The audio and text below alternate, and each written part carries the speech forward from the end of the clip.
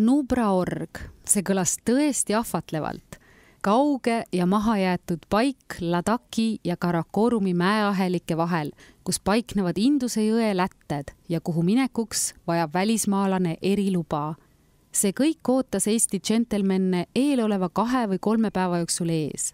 Või õigemini, oleks oodanud, kui saatusel, sel universumi suurel juhusel poleks nende jaoks muud plaanis olnud. Esialgu aga olid vaated kaunid, muutudes iga minutiga kargemaks, trööstitumaks ja karmimaks. Tee muutus kitsamaks ja libedamaks, hakkas sadama lund ja jõudis kätte aeg nende pisike mikrobuss looduse stihhiaga võitlemiseks valmis seada. Nii, sajab lund, 5100. Ketid lähevad peale. Kindad lähevad kätte. Joped lähevad selga. Püksid lähevad peale.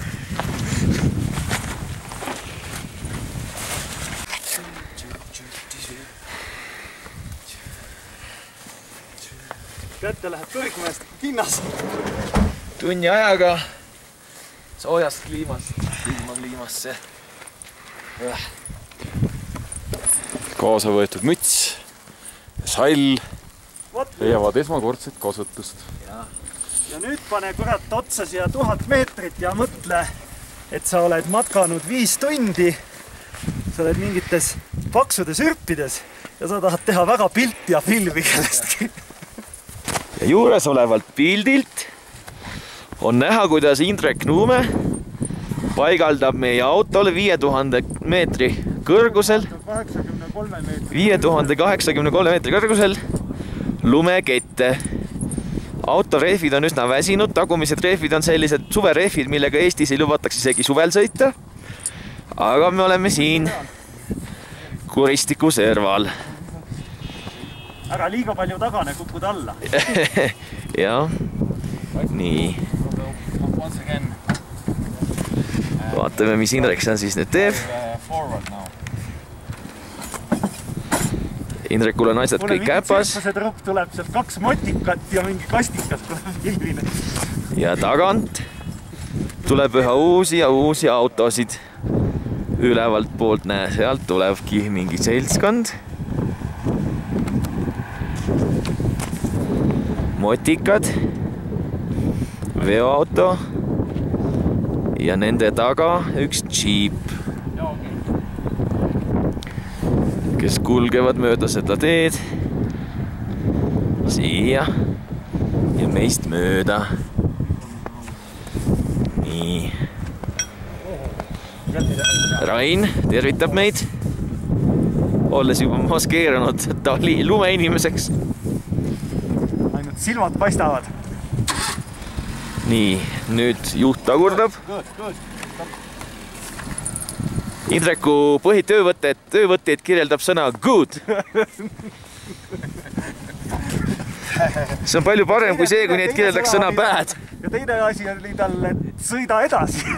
Ja, aga 2 empaatilist meest reis. Vahjud pealt. Tuleb rehvile. Aga sa saad sooja vähemalt, võtame nagu positiivselt. Okei. Väkki, jah.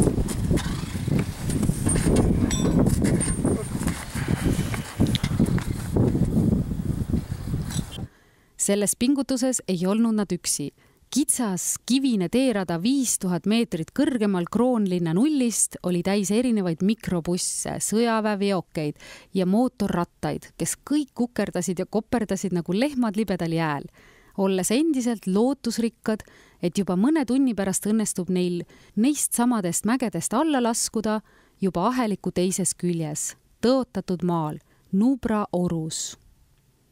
Näha oli ka kummalisi olendeid, kes tõenäoliselt pärinesid hoopis mingisugusest põhjamaisest polaarsaagast või Tolkieni välja mõeldud fantaasiamaailmast. Liiga sarnased olid nad metsatrollidele või kääbikutele ja liiga erinevad inimestest, et nende hingeelust mingitki sotti saada.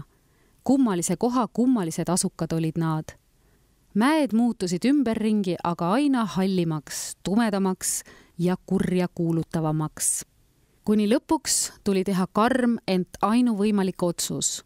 Nubra orgu pürgimise plaanist loobuda ja Lehhi tagasi sõita. Sõita! Seda teedel, mis olid juba kattunud lumega ja muutunud nii libedaks, et ka lihtsalt püsti seismine tavalisele Maarjamaa pojale raskusi valmistas. Ja sõita tuli autoga, millel olid all suverehvid, mis Eestis ilmselt ka juulikuus mingitki kriitikat ei taluks. Nii otsustasimegi liikuda edaspidi mõne aja jala, ent mitte alla. Eesti mehe kangekaelsus oli haaranud ka meie seiklejaid ja nad otsustasid pürgida siiski Kuru kõrgeima koha, 5359 meetri kõrgusel asuva Khardung-La suunas. Mõeldud tehtud, jätsidki džentelmenid autojuhi ootama ja vähem kui tunniga olidki paigas, mida liiklusmärk nimetas maailma kõrgeimaks autoga läbitavaks paigaks. Hilisem faktide kontroll tunnistas siiski India maanteameti liigset innukust selliste väidete plekile maalimises. Pildid tehtud, õhk ahmitud ja lõikav tuul trotsitud, asuti tagasi teele ja vaikselt allapoole kulgema hakanud autojuhti otsima. Ka sel teel hakkas silma imet ja hetkekski ei lahkunud reisisellide imetlus ja imestus emakese maa mitmekesisuse ja ilu üle. Jõudsime Kuruni, lumi sadas väga kõvasti peale, ütlesime oma giidile, et me hakkame jala ees minema. Rain on juba kuskil seal ees. Loodetavasti ei olnud kuristikku kukkunud.